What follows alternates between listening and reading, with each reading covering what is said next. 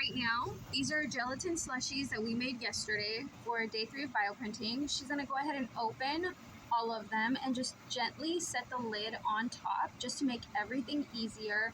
Notice how the gelatin slushies are nice and separated to prevent accidents here in the hood.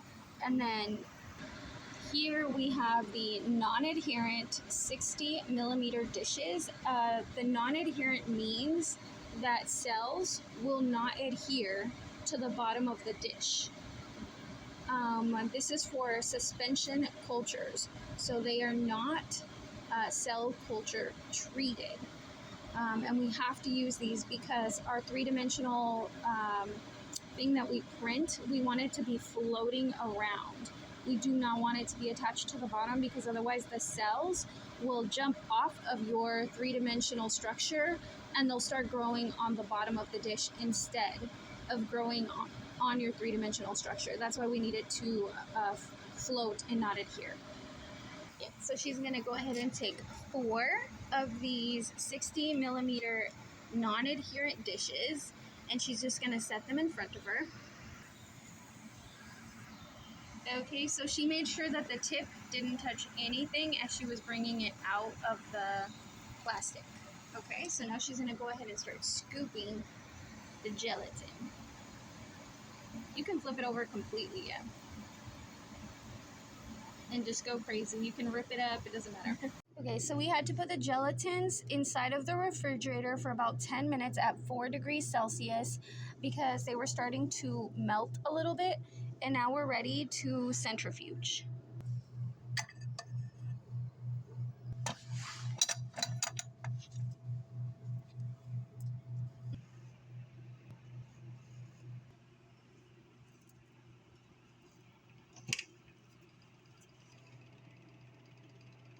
That's perfect. All right. So these were broken, the hoses, and so Metsley replaced them today. All you got to do is cut them out and replace them. These are autoclaved. Okay, so we have to plug in 4 things. Step number 1, the power cord. And so when they say, hey, do you know Close Technology? You're like, yes, I do. Those 2 companies are looking for specifically. And then the lights kind of turn on. One of them is called Clyde Cells. Now you know, if you can't raise the pressure, there's probably a hole. Yeah. So the little hoses will sometimes get these holes. You have to inspect your hoses before every single print because you will not be able to print. You'll spend hours at the printer just drying. And then these are more visible, like these are more obvious, but just inspect them every single time before you print. Second thing that we plug in is the printer to the laptop, whatever laptop that we're using. The third thing that we're connecting is called VAC, and you basically, it's labeled VAC, and you follow the hose into the chemical fume hood right here. So the fourth thing that we connect for the bioprinter is the pressure, and you just follow the hose and you connect it into the air. Okay, so to set up the bioprinter, we're going to go ahead. This is the 4th nozzle, and this is where the density gradient goes. So this is where we add our molecule that we're testing for the density gradient.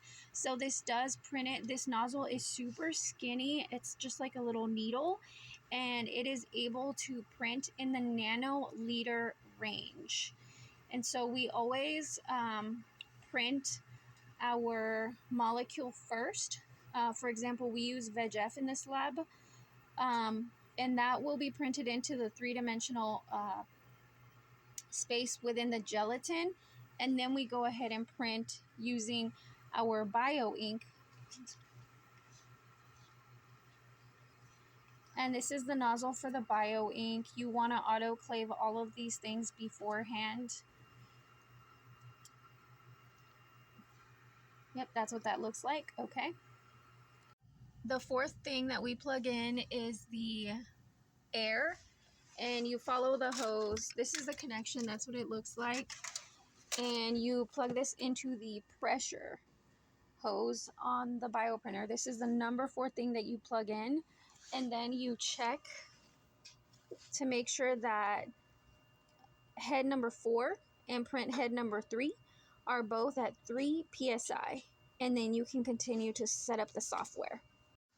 Okay, so it's Madi Print everything, G-code samples, current bioprinter setup, grid, gradients, and then at the top we see the 7mm, 200 pitch, the one with the protrusion from 7.4. That's the file that we're opening right here. Okay, so the next thing we're going to do is plug in the printer to my laptop. Then we go to the Madi Print bioprinter. You go to Madi Print desktop. And then we go to Madi Print the application and we just double click. And then it opens up, you make it large, you go to load, and we're going to, oh my god, I don't know which one I just did. Record everything that I'm doing basically.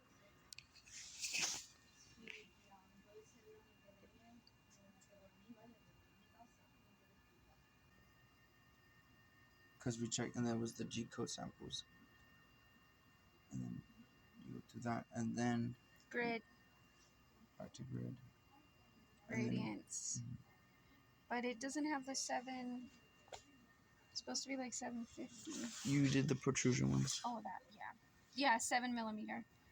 And those are identical. We picked the one with the earlier, later time. Later time, yeah. So that has been uploaded. Yay.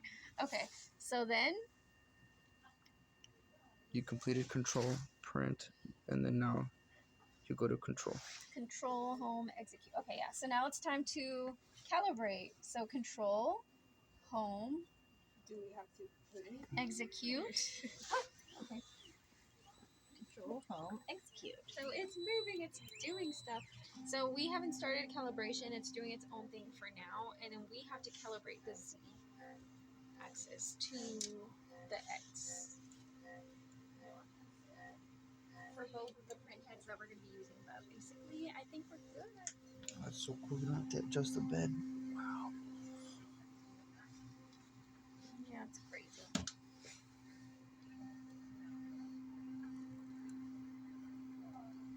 We're going to start by calibrating print head 4, and we need to get it close to the X.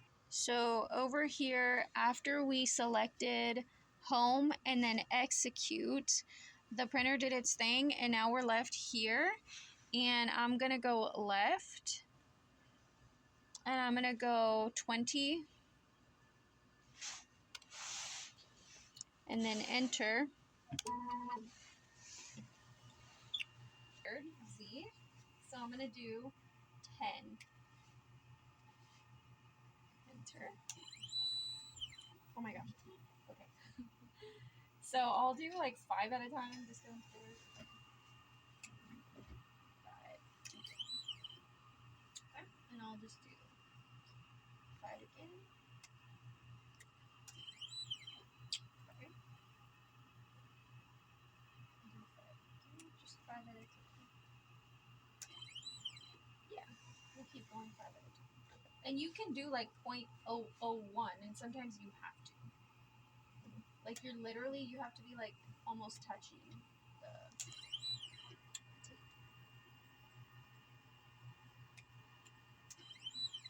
Okay, so now I'm gonna do the Y and I guess the minus, because it looks like that one's coming this way. Let's do the Y. I'll do 5. Yeah, okay, so the way that it's drawn right here, that's the way that... I was gonna say the y-axis is kind of scary. They're all scary, Metsley. No, like the other ones, I feel like they went kind of slow, and this one is like, boom. Yeah. It's a savage. Okay, I'm gonna do 4 for Zeno. I'm scared. Okay. Oh my You're god. good, yeah. Okay, You could probably do another 4. Yeah, I'm gonna do 4. So the 0 never erases. He was gonna try to fix that, but he ended up graduating. Oh my god, I'm so scared. 4.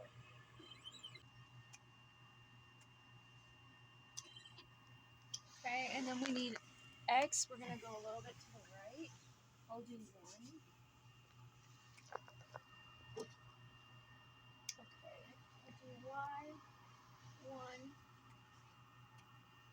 Okay, I think we're right in the center of the X, huh? Yeah. Almost, maybe. I think you're there. So Z, I'll click it.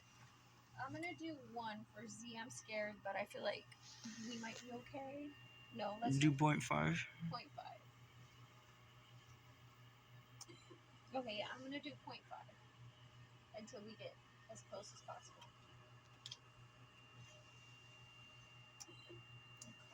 I think that's good. Nope, it's gotta be lower. Really. So, 0.25? yeah, I'll do 0.3. And we're actually gonna go lower. That's great. Yeah, so the Y, we're gonna go Y.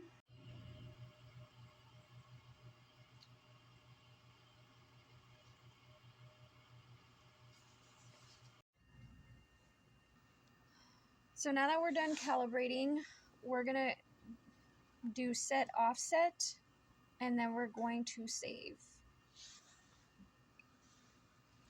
So the save button is over here. So print head number 4 is calibrated. So we're gonna save the file with today's date. Okay, so now we're gonna go ahead and do print head 3 because print head 4 is done. So you have to make sure that this guy, the set print head, is on 3 and the actuator is on 3. And then you go, so we set everything to 3 and then we put execute.